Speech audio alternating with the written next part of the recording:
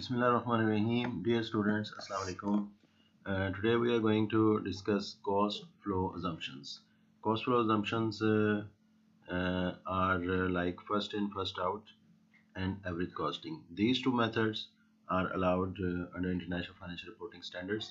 तो ये दो मेथड हैं जिसमें जो कि अलाउड हैं, हम इन्हीं दो को के ऊपर कंसंट्रेट करेंगे। और प्रीवियसली हमने इन्वेंटरी के हवाले से जो है परपेचुअल इन्वेंट्री सिस्टम और पीरियोडिक इन्वेंट्री सिस्टम, इन दो का पहले इंट्रोडक्शन हासिल किया और उसके बाद फिर परपेचुअल इन्वेंट्री सिस्टम को डिटेल के साथ उसमें होने वाली किस तरीके से जनरल एंट्रीज हैं और फिर उसके बारे में और मामलात को जो है हमने तफसील से देखा। So continuing our perpetual inventory system, I am going to discuss the cost flow assumptions.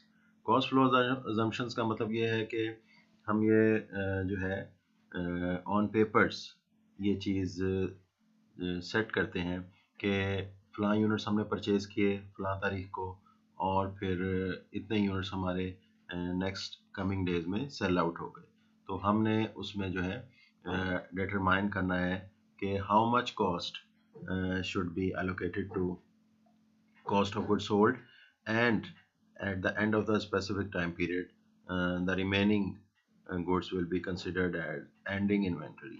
So this is cost flow assumptions. इसमें सबसे अहम बात यह है कि cost flow assumptions जो है there is no accounting requirements that cost flow assumptions be consistent with the physical movement of the goods. इसका ये मतलब नहीं है कि जिस तरीके से जो है हम इसकी कैलकुलेशंस कर रहे हैं उसी तरीके से हमारी फिजिकली गुड्स भी मूव करेंगी। इसको डिटेल के साथ थोड़ी देर में देखते हैं और उसके बाद फिर आपको ये सारी चीज़ वाज़ेह हो जाएगी कि कॉस्ट फ्लो अजम्पशन से मुराद डिटेल के साथ ये क्या चीज़ है और फिर हम वापस दोबारा डेफिनेशंस की तरफ आएंगे इंशाल्लाह। तो अब हम मूव करते हैं अपनी स्लाइड्स की तरफ।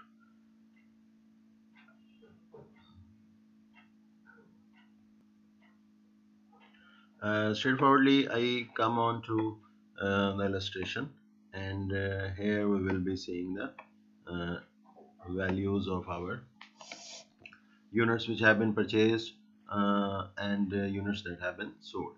So here is an example of the perpetual inventory system, and we are going to discuss and apply the inventory cost flow methods or cost flow assumptions to the perpetual inventory records. So remember, हमारा learning objective क्या है? We are applying the inventory cost flow methods. ठीक है, जब कभी आपसे पूछा जाए what are the inventory cost flow assumptions और cost flow methods, तो आप उसमें जवाब देंगे कि FIFO and average costing.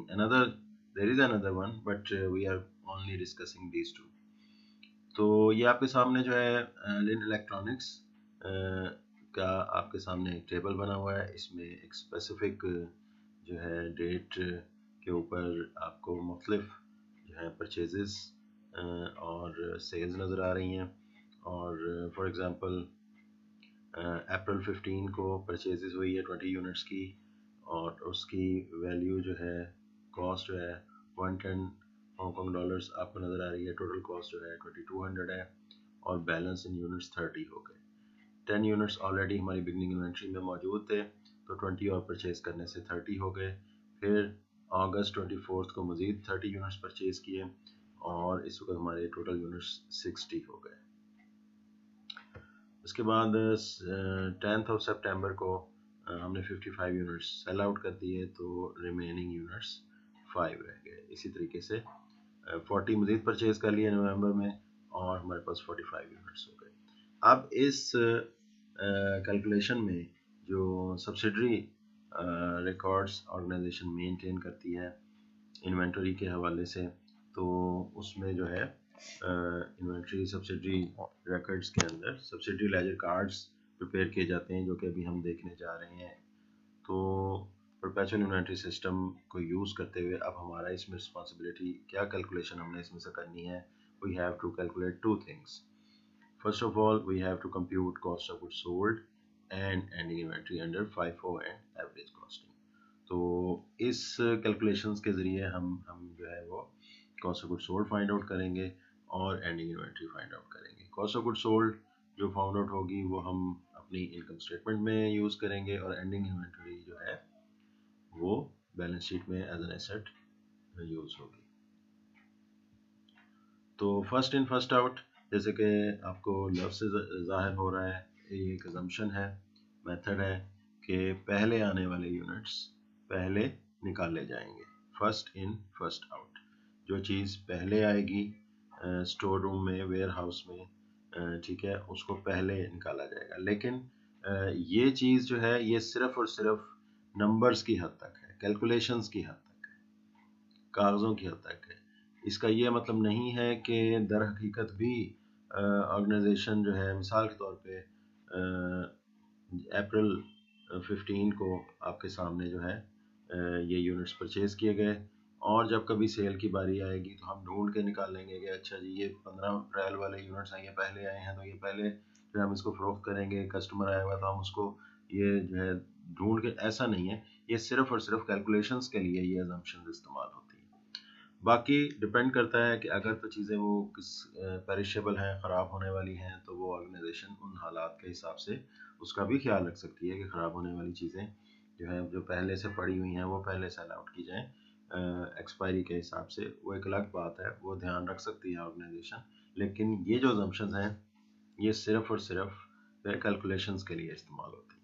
अब हम इसके ज़रा स्ट्रक्चर को देख लें। This is called perpetual inventory system, inventory ledger cards. So जनवरी 1 को सबसे पहली लाइन आप देख सकते हैं, बैलेंस। बैलेंस से मुराद है कितने यूनिट्स हमारे पास मौजूद हैं। We have 10 units at the rate $100 and total is $1000. On April 15 we have purchased 20 units at the rate 110 and their total value is $2200, and here we have got on April 15 total is 30 units. तो इसमें हमने 30 को इकट्ठा 30 नहीं लिख सकते। उसकी reason ये है कि पहली जो लॉट है वो $100 इसकी कॉस्ट है पर यूनिट, और दूसरी लॉट जो है उसकी $110 है। तो हम उसको तरतीब में, ऊपर नीचे की तरतीब में जो है वो शो कर सकते हैं। जो पुराने यूनिट्स हैं उनको पहले लिखेंगे, बाद वाले यूनिट्स को बाद में लिखेंगे। अलबत्ता उनके टोटल को हम इस तरह से एक ब्रैकेट लगा के बैलेंस में वैल्यू के तौर पे लिख सकते हैं, like this totals 1000 and this totals 2200, 2200 plus 1000 gives rise to $3200। तो ये हो गई हमारी पहली परचेज, और हमने इसको बैलेंस में यानी कि एंडिंग इन्वेंट्री में, ये जो बैलेंस का कॉलम है, this is our ending inventory column and this is cost of goods sold column. 24 अगस्त को 30 units, more 30 units have been purchased at the rate of 120 and its value is $3600. Let's see how it will be appearing in the balance column. Balance column में देखें, previous calculation को देखें, 10 units, 20 units, 100, 110। तो अब ये balance करते हुए 10 units, 20 units उसी तरीके से एज इट इज़ लिखा, और उसकी तीसरी जो चीज़ है अगस्त 24 की परचेस जो है 30 यूनिट्स, उनको भी तरतीब में लिख दिया। सो 10, 20, 30 और 100, 110, 120 इन सब का जो टोटल किया गया तो this comes out to be $6800। तो ये हमारी जो है दो परचेजेस और एक बिगिनिंग बैलेंस की वजह से अब हमारे पास टोटल स्टॉक जो है ये 60 यूनिट्स हो चुका है, और इसकी टोटल कॉस्ट जो है वो $6800 है। सितंबर 10 को हमने जो है जैसे कि प्रीवियसली आपने देखा 55 जो है यूनिट्स सेल आउट किए। अब सबसे इंटरेस्टिंग चीज़ है, फर्स्ट इन फर्स्ट आउट की एजम्पशन के मुताबिक जो सबसे पहले यूनिट्स हमारे पास मौजूद हैं वो सबसे पहले जो हैं फरोख्त होंगे, आउट किए जाएंगे on numbers, on papers, on inventory ledger cards. So सबसे पहले मौजूद 10 यूनिट्स ये आ गए, 20 यूनिट्स ये आ गए, 30 हो गए, तो हमने टोटल करना है 55। तो इन 30 में से हमने 25 लिए और सेल आउट कर दिए, तो इन सब का टोटल बन गया $6200, और पीछे हमारे पास 5 यूनिट्स बच गए। अब सबसे यहाँ फर्स्ट इन फर्स्ट आउट की एजम्पशन के मुताबिक पहले आने वाले यूनिट्स पहले चले गए, तो इसका मतलब है कि आखिरी वाले यूनिट्स अभी तक मौजूद होंगे। तो लास्ट इन स्टिल हेयर, ये भी इसमें इसको कहा जाता है first in first out and last in still here. जो कि आखिर में आने वाले हैं वो अभी तक मौजूद हैं, और पहले आने वाले यूनिट्स जो हैं वो जा चुके हैं। तो last in still here 5 units हैं, इस वाली लॉट से 120 के हिसाब से, तो अब हमारे पास स्टॉक जो है 600। जो है डॉलर्स मौजूद है। यहाँ तक जो है बात तकरीबन कंप्लीट हो गई है और इसमें जो है आपको समझ आ चुकी होगी। हमने 2 परचेजेस को लिखा और 1 सेल को लिखा और उसके दौरान आपने ये टेबल को कंप्लीट कर लिया। सो एक नवंबर 27 को और परचेज की गई, जाते जाते इसको भी देख लेते हैं। और 40 यूनिट्स हैं 130 के हिसाब से और इनको टोटल किया गया और ये 5500 हांगकांग डॉलर्स की इसकी वैल्यू है। तो अब हमने इसमें से क्या रिजल्ट डिराइव किया, हमारी क्या रिक्वायरमेंट थी? हमारी रिक्वायरमेंट थी we have to find out the cost of goods sold for this time period. Apparently this is starting from January 1st and it is for the whole year. So cost of goods sold is 6200 Hong Kong dollars and ending inventory is 5800 Hong Kong dollars. Here you can see the indication of the ending inventory and that is the indication for cost of goods sold. So this is all about first in first out method. तो इसमें जो है आप इस table को गौर से देख सकते हैं। This is called inventory ledger cards prepared under perpetual inventory system. Average cost system बहुत इजी है, बहुत सिंपल है। इसमें क्या होता है, जैसे कि लफ्ज़ से ज़ाहिर है एवरेज, इसमें जो भी कोई नई परचेज की जाती है उसको प्रीवियसली मौजूद अवेलेबल यूनिट्स के साथ एवरेज कर लिया जाता है और इस वजह से ये बहुत सिंपल है। जनवरी 1 को हमारे पास 10 यूनिट्स, टोटल कॉस्ट $1000। अप्रैल 15 को परचेज किए 20 units at the rate 110, total value 2200। और अब हमारे पास 10 प्रीवियस थे, 20 ये हो गए, मिलके हो गए 30 यूनिट्स। इनकी टोटल वैल्यू को आपने पहले फाइंड आउट कर लेना है। 1000 प्लस 2200 टोटल वैल्यू हो गई 3200। इस टोटल वैल्यू को आपने स्ट्रेट अवे यहाँ लिख देना है और आपको average per unit find out करने के लिए ये total value 3200 divided by 30 units करना पड़ेगा। और वो जब आपने उसको डिवाइड किया तो आपके सामने वैल्यू आ गई पर यूनिट की, which is 106.667. Then another purchase, you had purchased 30 units at Hong Kong $120, value is 3600। तो जैसे कि मैंने आपको मेथड बताया, प्रीवियस टोटल जो वैल्यू है 3200 उसके अंदर ऐड कर दें ये नई वाली परचेज, तो ये मिलके हो गए 6800। 6800 टोटल कॉस्ट हो गई और टोटल यूनिट 60 हो गए। 6800 divide by 60 per unit cost 113 आ गया। अब CGS की फाइंड आउट कर लेते हैं और CGS बहुत इंटरेस्टिंग है। अब इसमें हमें पर यूनिट की ज़रूरत है। पर यूनिट के लिए हमने जो अगस्त 24 की आखिरी परचेज करने के बाद जो per unit cost find out की थी 113.33 उसको यूज़ करेंगे। तो 55 यूनिट्स एट द रेट 113.333 वो वैल्यू लिख ली, that is the cost of good sold. और फिर प्रीवियसली इस सेल के फ़ौरन बाद हमारे पास पीछे 5 यूनिट्स बच गए, उसकी वैल्यू 567 हमने लिख ली।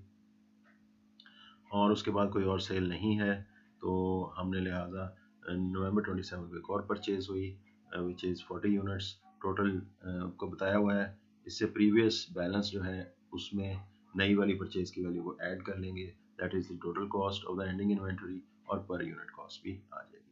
That's all about the two methods of the perpetual inventory system, FIFO costing method and average costing method. So that's all about these two methods. Till then, for the next topic, Allah Hafiz.